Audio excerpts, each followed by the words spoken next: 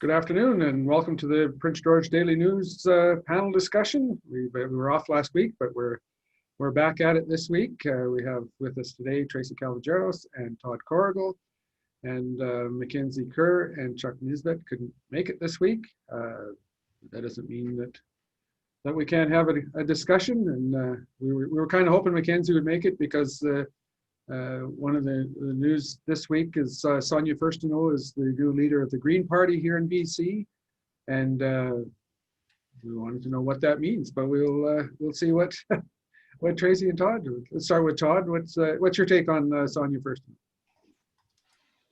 I don't know her very well. I've spoken with her a couple of years ago. She was on the provincial budget roundtable committee, and so had a bit of a back and forth with her in that capacity. I don't know her though. I haven't met her. I haven't talked politics with her. I haven't read any platform information. I certainly didn't pay close attention to the leadership race. It went on for quite some time. But I do know Andrew Weaver had some harsh critiques in his resignation letter, I guess, from the party, or his stepping back from the party due to family health concerns. And those were directed, I think, primarily at Sonia. And so it will be interesting to see where she lies. She came out quite strongly after it was announced that she was a successful candidate, and came out quite strongly against the provincial government calling an early election. And so she's taken a stand. They signed the CASA under the I guess pretense of a 4-year agreement, and so we'll see where that goes and how messaging may adjust through that process. Tracy, what do you think? Do you know Sonia Furstenau at all? I do not. I don't know her at all. I just pulled up her picture in case I did know her from somewhere, but in fact, She's been here. She's been here. Yeah, as MLA. Yeah. Well, she's got a Duncan. Duncan is her base of operations, I believe, or that's where she's the MLA for. Somewhere on the island, yeah, I'm not entirely sure. But, yeah, I don't know much about her to be able to comment. I think new leadership's always a good idea, particularly I think when we add women, we make big changes in how things are going. So I don't have a problem with adding a new voice to it. I happen to agree with her. I think a fall election's a silly idea, and really it makes sense from the Greens' perspective to have things stay the way they are because they have the most influence at the moment that they've had on policy, I think, in the past. Yeah, I'm the same way. I don't really know her. I interviewed her once when she was here a couple of years ago. She gave a talk at Books and Company, I think, maybe. I can't remember where it was. But she seemed fine. But you know, she's bright and endorsement there, Bill. But, you know, she's not.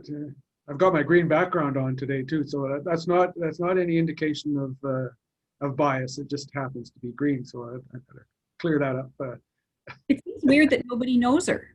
Like, isn't that? But Erin O'Toole's kind of the same thing. Like, you have these people now that are in leadership roles that are going to be shaping provincial and national policy, and yet folks like us that actually pay attention are sitting here saying, "Oh, we don't know who they are. It'd be interesting to see what happens." I don't know if that's good or bad.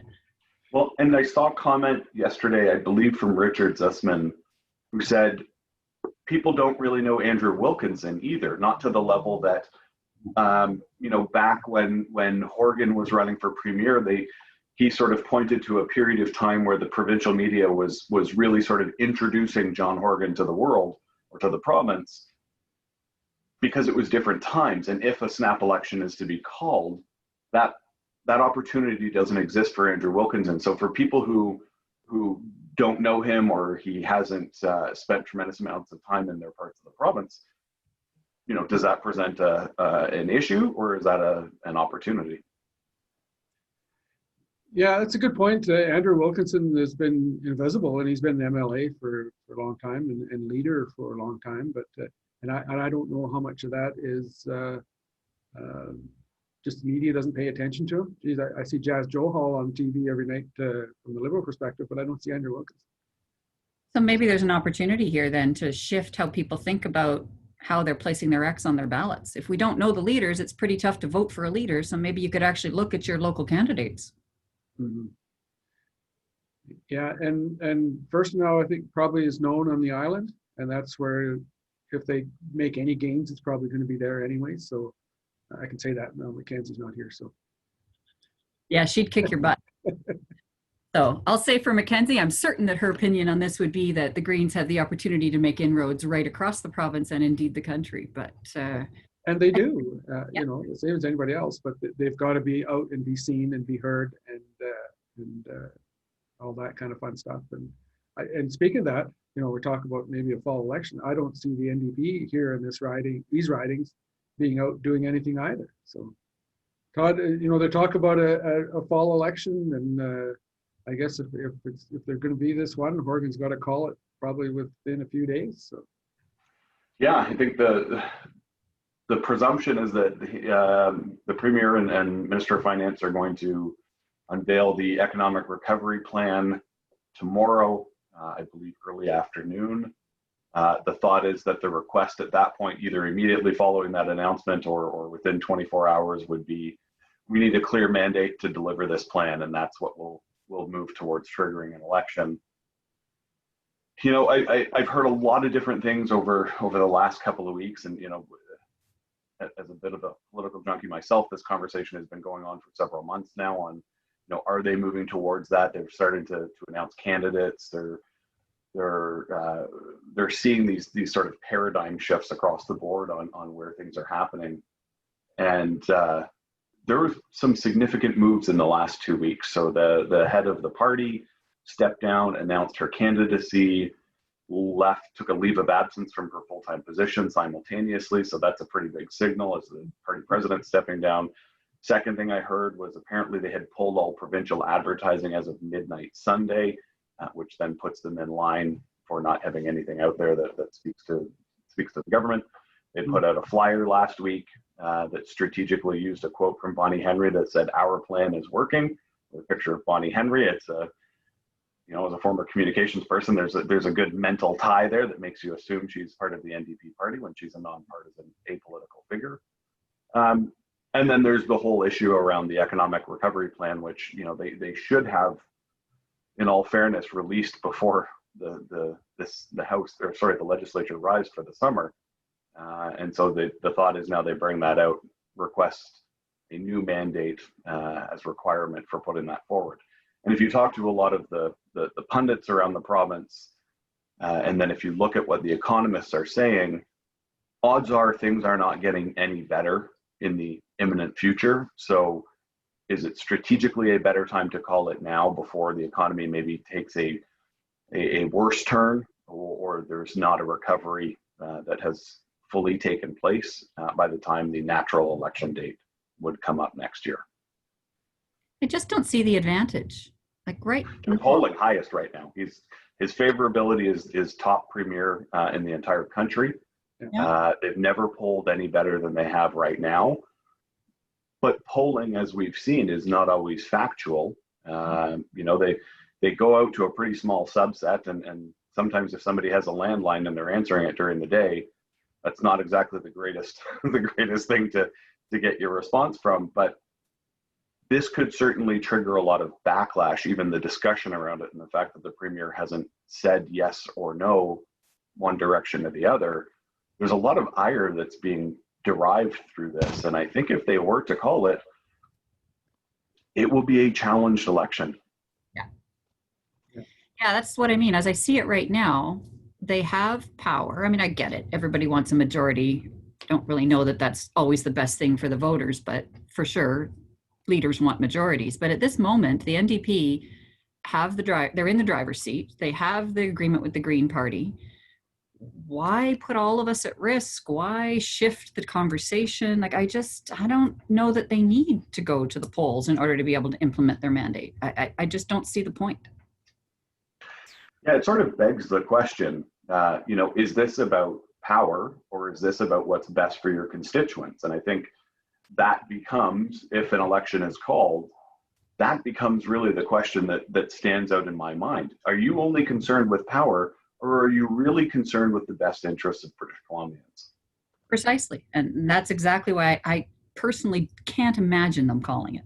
I could be wrong. I've been wrong before, but I feel that way literally as well. It would be an epic troll. I mean, this has been going for, geez, when did we talk about this? A few, 3, 4 weeks ago. been, yeah, probably a month or more ago now. And Yeah, the other the fact part that is, he won't say yes or no is, it is trolling the other parties. It is saying, start spending some money, start developing some material, start appointing candidates or having nominee races in different communities. I don't know if it's trolling or if it's just testing the water. Yeah, certainly the other part. But again, I would think they would use their internal polling a lot more than they will, public opinion and Twitter and mainstream media. But who knows? and they've got to look at somewhere, if they're seriously thinking about this, somewhere along the line, their polling suggests that they can pick up a couple of ridings somewhere, because that's all really they need to form a majority. Yeah, it looked like they felt they were going to pick up one in Surrey, one of the Surrey seats, one of the Richmond seats, and then I believe one on the island. Well, if they're calling an election over 3 seats, thinking that's going to give them a mandate rather than the existing one that they have, I think they're going to have a lot of trouble defending that at the debate table and anywhere else that someone wants to question them on it. Yeah, because like I said, I hear no rumblings from the NDP around here. No. That doesn't mean nothing's happening, but you usually hear some positioning, maybe some candidates coming forward. Don't hear a thing. So wherever they're looking at the ridings, and of course here Shirley Bond and Mike Morris and John Rustad for that matter, and probably Corrigall Oaks all won with over 50% of the vote. I'm not sure about Corrigall, but the other 3 did. So they're probably looking at who cares, right? Yeah, I don't think they're winnable seats with those people rerunning, and I think they're keenly aware of that too. Not winnable by the NDP. Correct. Yeah, for the NDP. Yeah. You think the incumbents will pick it up again? Yeah, and I would agree. Yeah, with that. I mean, I've heard stories from people that say, I would never vote BC Liberal, but I love Shirley Bond, or I really like Mike Morris, and I will vote because I've seen them work hard for our community, or I've seen them do this. I think we've had this discussion too before, where it's like you exit your party politics mantra and you vote for the person who has worked hardest for your region, your community, your family. Mm-hmm. And Andrew Wilkinson just made Shirley Bond finance critic. So that's she was co-finance critic. Well, that's before, but now but that's a high profile big critic's position, and that shows confidence in the person. And I think for a lot of people, I know there's probably about 2 or 3 elections in a row now that everybody's wondering whether Shirley's going to run again. And she always did, and she'd always won. And I think now it's pretty clear she will run again, in my mind. As the finance critic, she's probably indicated to the party that she's willing to run again. Well, and to your point too, probably the most important shadow portfolio moving forward. Yeah.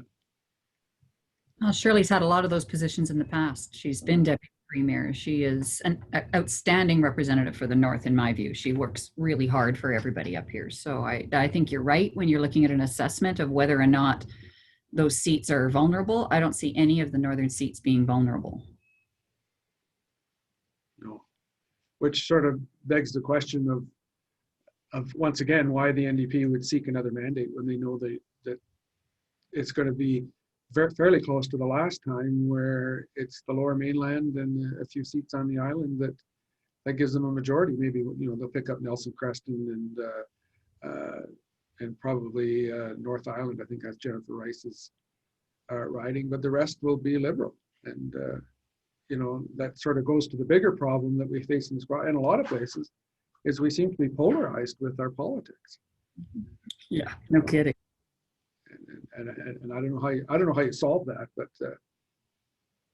these kind of conversations, I think, when you have people with differing political views that are prepared to have a conversation and listen to each other, that's how we're going to move the needle on this. The meme game is ridiculous, and it doesn't get you anywhere, and it doesn't improve what anybody knows or inform policy. So these are the conversations that matter. It's younger people actively getting into politics and voting and encouraging their friends to vote.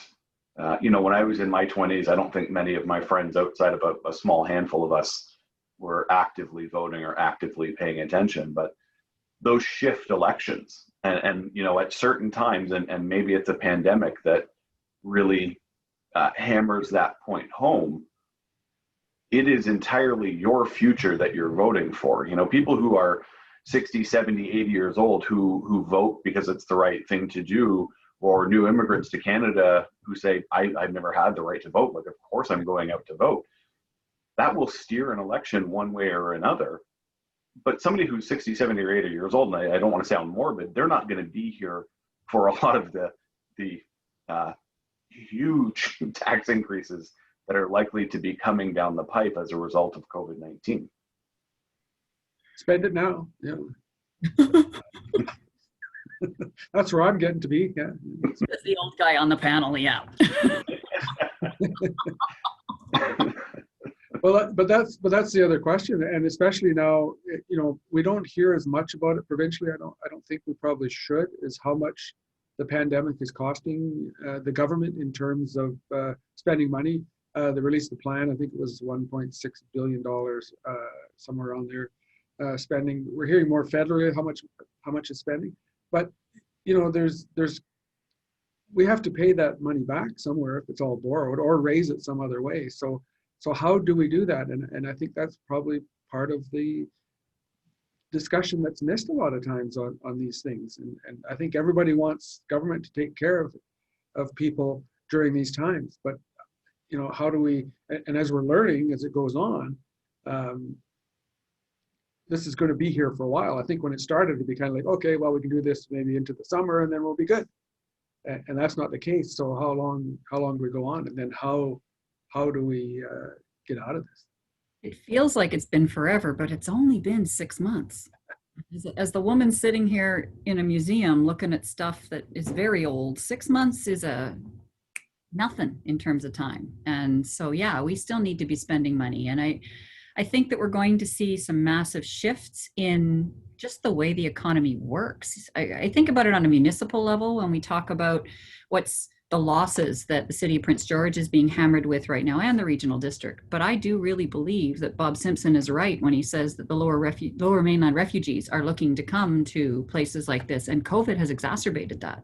So now I think we have this huge opportunity to point to quality of life in our part of the world and encourage people to move up, and that will naturally grow our tax base and our businesses, and then we can look longer term in terms of the city being able to make up those losses. And I don't know how you equate that on a provincial or federal level necessarily in the same manner, like physically moving people.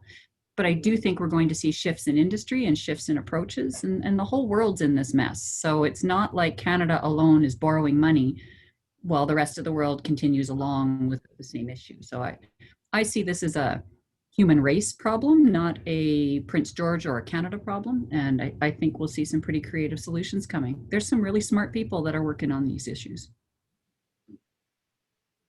Yeah, I think the municipal piece is quite interesting too, because I don't disagree with you. I think the grand irony, just before we hopped on here, so Kennedy Stewart, mayor of Vancouver, had been preaching for months and months and months that Vancouver was about to go bankrupt. There's going to be a story on Global BC tonight about how during the pandemic, the city spent millions on renovations, including millions on luxury furniture for new offices in City Hall in the city of Vancouver. And it's abhorrent to me. And as somebody who has worked at many levels of government, it always struck me as very bizarre that you had a minister of municipal affairs that was so scared of doing anything with municipalities. And when we were going around surveying municipalities for changes to the Municipal Government Act, it was this innocuous conversation where people got so scared that they're like, geez, if we open up the MGA, it's like the floodgates are going to come down and municipalities are going to ask for this, that, and the other thing. But there's an accountability piece that needs to. What's MGA? Municipal Government Act. Ah, okay. Thank you. So there's this lack of accountability, I guess, that flows through where you have to sort of say municipalities are in a unique position where they are encumbered with taxes that other levels of government have deferred so that they can say we're lowering taxes. So that's a challenge there that they need to manage. But the other part of that is revenue generation is not taxation. Taxation is taxation for the sake of raising the required revenue to provide your basic services that are covered in the MGA that you're mandated to provide to your community. Over and above that, then talks about the revenue generation side of it. And we've seen some municipalities that are more savvy in that area or have greater access to corporate dollars to look for those types of initiatives. But it's something that they need to consider strongly. And if not, then they need to be advocating at a much better rate or higher level on deferred taxes from other levels of government and saying, we can't be encumbered with this. I mean, the EHT, the employer's health tax, is a prime example of that. RCMP is another great example of a deferral of costs from another level of government. So I can appreciate where municipalities sit, but there's a huge accountability piece that if we're going to have and we're going to pay somebody an increased level of pay to be a minister of municipal affairs, then maybe there needs to be some greater oversight and accountability that's derived through those positions. Yeah. No, I agree with that. That's the municipal part of it is certainly a part of it. We're the city of Prince George is losing somewhere between around $1.3 million a month, or they were. I don't know. They've made some changes. I'm not sure if that's if they lowered that at all. But that's tough. But the hard part, I think, probably for municipalities and for probably the provincial government is that they look at how well they can afford debt. And I know the city with their statement of financial information, it says in there they're at about 50% of the debt level that the city could handle. So for as much as debt that we've been taking on here with all kinds of projects, we could do that many again in the city. Depending on where you sit at the city, that's okay because you still have the affordability to pay. Personally, I think that's a double-edged sword sometimes, because when you start adding that on, then you start losing businesses and stuff, and your ability to pay goes down. Even it's a vicious circle. So, yeah, I don't know. To Tracy's point, though, too, we do become attractive. And I don't mean we as in Prince George. We outside the Lower Mainland becomes attractive. I'm going to use the dirty word of annexation. We've got endless land that can be annexed into the city of Prince George, to the city of Dawson Creek, Fort St. John, whatever it may be. We're not encumbered by mountains and ocean like the Lower Mainland is, or like some parts of the Okanagan are. And we've got a diversifying economy outside of the Lower Mainland. I think there's a push for different verticals to be located here to facilitate some of it. But if the economists are right, which I suspect they are, that resource development, extraction, development, delivery are going to be keys to the national economic recovery, and certainly BC's economic recovery, those jobs will be based here. So it makes sense for some of the corporate positions and some of the industrial warehousing facilities and things of that nature to be located here too. If I look at Red Deer, which is a city that shouldn't be the size that city is because it's smashed between two of the biggest cities in Alberta, it survived and grew on the basis of council making some strategic decisions to mitigate the tax base for industrial clients. And so what they had was all of these oil companies establish their manufacturing bases in Red Deer, establish their warehousing bases in Red Deer. And then they were sort of this direct shot. So, your CEO could be based in Calgary because that's where they want to live, but they're still just a 45-minute drive to Red Deer if they need to go see their facility. So it's a day trip. So, I see Prince George somewhat in that vein, and Northern BC somewhat in that vein. We've got a really unique opportunity where, we've got airport access here. We've got bisecting north, south, east, west highway systems here. We've got one of the busiest rail lines in the province here. There's no other reason that businesses shouldn't be here, and there's aggressive plans, I think, that could be put in place to attract that fully diversified economy here. I think a lot of it comes down to quality of life.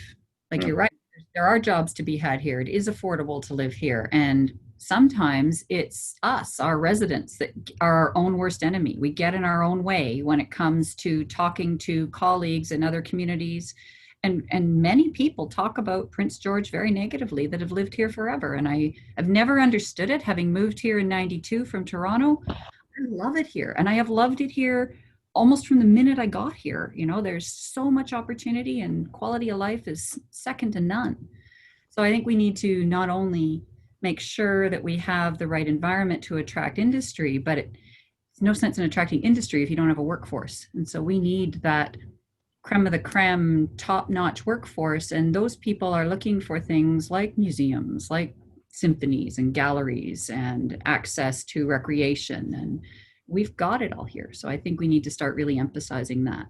It's not just about rail and air, although I'll go all the way back to Initiatives Prince George and the work they did to make sure that that inland port developed. And they deserve a lot of credit, the people that were there and did that work when they did. That was visionary work then, and we are just about poised, I think, to capitalize on it now. Mhm. Yeah, good point, Todd. So how do we get all that here? You know, and I agree with the the northern thing. I live in a house that I could never even dream of imagining owning in the Lower Mainland. You know, it's not the biggest or best house in the world, but I know down there I would never afford a house like that. Yeah. You know, and that's just the way it is. But how do we get over that hurdle of getting people here? I know ever since I've been here, the push has been on to try to, we want to get the population up a little bit, but it keeps it's stagnant or reduced or going down a little bit. So how do we get over that hurdle? Therein lies the $20 million question. I think Tracy raises a really important point, that the stigma of Prince George, largely created by Prince George, is a stumbling block for a lot of people to get over. And I think, like your point, we just bought a new house, and we wouldn't be able to afford this house in the Lower Mainland. We wouldn't be able to afford this house in the Okanagan, for that matter. So if you want that quality of life and you want to be able to, go out after dinner, drive 15 minutes to go fishing or to go boating, or you want to take your sled out, there's trails. You want to go dirt biking, mountain biking. There's quality of life aspects here that, Tourism Prince George and Northern BC Tourism do a good job of promoting. But then I think what we need to do is encapsulate that. And I know the city and PG, when they took over for IPG, has taken over the onus of that work. But I think what we need to understand is what's that storytelling? Where are we telling that story, and how are we telling that story? So the engagement back to the business community about what do you need, and certainly trades seem to be at a shortage now, and I think that will stay for quite some time given the breadth of the projects that are either commenced or will be commencing here or have an opportunity to commence here over the next 10, 15 years. So there's a base where you can draw people in. You need to capture what the market is looking for, and how do we then really tell the story? Who are the people, places, and things that help you tell that story? And then where are we marketing it, and how are we marketing it best? If I think back, almost six or 8 years ago to that election, and it was one candidate's position that they wanted to grow the population, and Lynn's position was a little bit different. We grow the population by marketing ourselves. And so I think before we can do any of these great things to push Prince George, to help grow Prince George, we need people in Prince George to start being our marketers. We need these people when they're traveling to Vancouver or to Kamloops or wherever it may be. They need to tell the story of, I just bought a house, it was $350,000, and they need to tell it to the person who's struggling to come up with $900,000 to buy a condo that then has no expendable income to go to Whistler. So it doesn't matter that you're an hour and a half from Whistler. Yeah, 100%. And people don't recognize it. They don't see that their own commentary to family and friends, or their rhetoric online on their various social media, that has a huge impact on people making decisions about where they want to live, which also has an impact on businesses deciding where they want to locate. Yeah, I think you're quite right. Prince George has sometimes done it to itself. We have Maclean's magazine with the perennial top most dangerous city in the world, or in the country to live. If you listen to Jonathan Swanger, the prof from the university who's in the history department up there, he's on sabbatical right now, but he's done lectures here around how Prince George got its bad name. And you can go all the way back to initial priests that came through in the late 1800s that then hiked back to Toronto and talked about having walked from the very gates of hell here in Prince George at the time. And of course, when the boom hit in the 60s and the 70s, it was known as a rough tumble lumber town, right? And my wife grew up here in that time, and it was the same then. You didn't go downtown on Friday or Saturday. And if you believe everything you read, though, you would think all of Vancouver was West Hastings. Exactly. Right? I mean, when I moved from Toronto, which, has its own reputation in certain pockets, to Vancouver, I thought, geez, how close am I going to be to these issues on East Hastings? Like, I had no idea where I was going to. All I saw was pictures of, people completely wasted walking down the streets and fights in the middle of the streets. And, every community has a story to tell, and every community has a darker side to it that's just an inevitability. And those old stories will live on in infamy. I mean, my father-in-law was one of those guys and likes to regale us with stories of the old days and heading out to the pubs and the fights that would happen after the pubs. But that happens in Toronto. That happens in Calgary. That happens extensively in Fort McMurray. New Orleans has turned it into a strategy. Sorry? New Orleans has turned it into a marketing strategy. Yeah, exactly. It's the truth. I mean, there's, when you're looking at a downtown in Toronto, the homeless people and the folks that are down on their luck and on the streets, they're there in the same kind of proportion that you would see here in Prince George if there were people downtown doing business. And that's what we were seeing and starting to see last summer and prior to COVID. That mix downtown was changing. And since COVID hit and quarantine hit, it's shifted because, of course, the people that are on the streets have nowhere else to go. So they're the only ones that you're seeing now when you drive through down there. And, I think it's unfortunate that there's so much focus on panhandling or on the folks in the downtown. Because I'll tell you, I have never felt nervous to walk around the downtown, not in 1992 and not in 2020. And in my experience, everybody that's out there are just people. There's folks that aren't living on the street that I would be far more leery of being alone with. You looking at me or Bill? Yeah. You guys don't scare me. Good reason we're doing this on Zoom. Yeah, she was just talking about bow hunting. Yeah. So guns. Exactly. But yeah, it still begs the question of how do we get that message out? I know there's been concerted efforts over the years and to do that. Going back, like you mentioned, to the Initiative Prince George days, they did a tremendous amount of work in that regard, and sometimes too much. I think they focus too much on hobnobbing with the powerful in the province, and that was sort of brought the downfall of IPG, I think. But among other things, there was that was a long story. Let's not get into that one. So. But look at the like Tracy says, right? New Orleans has sort of made this their mark. Las Vegas is another place that has made sin their mark, literally their mark. So coming up with something that resonates is where that stands. And we're the chambers and the northern chambers on our weekly calls with a lot of the elected officials through the north have been collecting as much information and data as we can to help facilitate this process. And it keeps sticking with me. And, we talk about people who may look to leave more densified areas in light of COVID or pandemics or whatever it might be, future opportunities. And I start thinking they always talk about larger spaces and fewer faces. And I keep thinking we have the larger spaces, but we also have friendlier faces.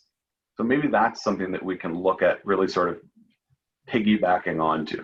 Let's take something that's out there and re-envision it and tailor make it to our communities. Mm-hmm. I think we can have as individuals too, by defending our community, even on our local Facebook pages, when someone is slamming a particular street or behavior of I don't know what. If we step up and defend what's going on, not just allow the memes to go or allow the trolls to say what they want to say. And boy, some of those are awful arguments to have. But I think we need to start investing some of that emotional labor into talking about what's so great about it up here, rather than allowing that negative cycle to take over, and then all of the negative ramifications of that cycle taking over start to impact all of us, whether we agree with that approach or not. You know, people, if they believe where they're living is a good and wonderful place, then say so. Don't just ignore the trolls when they slam it. That's how I see it anyway. We have to overcome the laws of 10 too, right? You have a good experience, you tell one person out of 10. You have a bad experience, you tell 7 out of 10. So we have to figure out how we push for more of those positive stories. We don't celebrate each other here locally. I've said before, you have to go down south to get a table up front. And my meaning in that is that the work that, again, I'll go back to my own experience here at Exploration Place, the work that we do here has been celebrated provincially and nationally. It's only very rarely acknowledged here in Prince George. And I know that we're not the only organization that finds that. And so I think it's important to be looking to the success stories that we have here and celebrating those, and then pushing that further afield. So the more of the success stories that they hear about in the Lower Mainland or in Calgary or in Saskatoon, the more they hear how great it is here, the more people want to be here. It would be like celebrating businesses on October 12th with the Business Excellence Awards, right? Yeah, exactly. Or through Support PG, another great marketing campaign that talks about how amazing our community is. Well done. We have to plug Support PG, absolutely. But I think part of it is like we talked about, it's a city identity. And you know, I lived for 15 years in Williams Lake. Well, there's a city with an identity, whether you like it or not. It's a rodeo town, and that everything, almost everything in that town revolves around rodeo, or the country lifestyle, or you know, cowboys, you know, that kind of thing. And I don't think Prince George has that kind of identity that, you know, when people think of Prince George, that something that's good immediately pops to mind, right? And I think that's part of what we've been talking about is getting that identity where people identify something good with the city, whether it's a university, like you say, whether it's a cultural center, or you know, museum or symphony, all that kind of stuff. I think we kind of need that stuff. It's not just the arts and culture, right? It's the overall package of what Prince George is and what it has to offer. And I think that we are, I don't know, I can't think of another word other than cosmopolitan, but we are a lot of things to a lot of people and to a lot of industries. And people can come here and live a lifestyle that has nothing whatsoever to do with industry and be entirely focused on fly fishing if that's what they want to do. And you can have people come here and be deeply embedded in oil and gas, and that can be the trades work that they're doing, and that's their primary focus. It's Williams Lake, yes, you're right. It's a good example in terms of having a brand that they've managed to market, but that brand ignores the Indigenous population. Oh yeah, very much so. If there's racism up here, you should be in Williams Lake. There's a lot about Williams Lake's brand that is in fact restricting their ability to attract particularly younger demographics. Prince George has a much more broad, it doesn't have a brand. Like Prince George is this northern capital idea. We're more like a Vancouver or a Toronto or a Montreal because we do have it all. We might not have 52 million Starbucks, but we have plenty of them. Like there's everything you need here. You just don't need to have 40 of them. Although I'll take an IKEA. That would be a nice one to add. One of the major distinguishing factors I always think about too, and having lived, you know, born and raised in Toronto and lived in Vancouver and lived in Edmonton as well, you have amenities in cities and we have amenities here. Can you afford those amenities if you're living in a big city to do it? Or do you have the time and resources to do those? So you can go anywhere, and I'm trying to remember who said this to me, and it's not coming to me, but they said you can go anywhere and find a job, but you can't go anywhere and find the other things that you want to do. So, you know, I always sort of look, and we had a long discussion back when I was at the city about rebranding, and it was, you know, you can do things here during all 4 seasons, and you have pretty well-defined 4 seasons here for the most part, maybe minus this summer. And and so there are activities, and there are a mixture of people who are looking to do different things, from hunting to hiking to crocheting to going to the theater to so when you have all these elements that are in place, and maybe there's a few that need to get added along the road, I think one of the major marketing initiatives is simply, you can find the job anywhere, but can you get all these other little extra things that come along with it? Because life shouldn't be about Monday to Friday, 8 to whatever your working hours are. That's how I picked Prince George, living in downtown Toronto in a basement apartment, and thought, well, what am I going to do with my art education? Well, I guess I can run a Kinko's copies anywhere. I might as well do it someplace that I actually have access to the wilderness and to rivers and to fresh air. And I know that I am not the only person that is looking for that exact kind of spot. And I listen to the young people that work for me. I listen to my own kids, and this place has so much to offer. And it's a sin, really, that people that live here don't recognize it and aren't celebrating that and promoting it. You can't ask the city or tourism to do all of our work for us. Tourism does some great branding project and starts talking about how great it is. All the comments underneath it are, God, why would you want to? God, never. Oh, please get me out of here. I mean, it's the most ridiculous thing I've ever seen. And then those same people are complaining about lack of population growth, lack of new headquarters for businesses. Like they don't see the connection. And maybe that's a failing of the educational system at the moment, the removal of humanities from elementary schools. We could go a long time about the inability to think critically and where that's come from in today's population. But I really think that we need to get behind the fact that we're bloody lucky to live where we do, particularly right now. And we can be particular about who we bring up and who we encourage to come here, and think strategically about how we see the growth happening in Prince George. Mhm. Absolutely. Yeah, it's funny. I remember when the Tourism Association come out with the moose logo, there was lots of negative comments about it. It's like kind of people rolling their eyes at the drawing they come out with the moose, and it's kind of like, yeah, maybe it's not the best, but don't just go on and on and on about it, and then you're just creating that negative atmosphere, right? So. Well, and what's interesting is the development of that particular logo, the moose looming over the city skyline. I mean, that is the result of years worth of discussion about how do we get that message across around the conversation we were all just having. All of the urban amenities, all of the access to wilderness. How do you bring those two together? That logo, actually, I think, was an exceptionally good one for trying to send that message, but it needed the support of everybody else. Yeah. Super. Well, we're on about 50 minutes here, so it's time flies when you're having fun. As I say, we got covered some. We ended up somewhere I don't think that we started on, but that's good. So best conversations, the ones that just kind of roll naturally. Kind of roll on and go somewhere. So any parting words from either of you?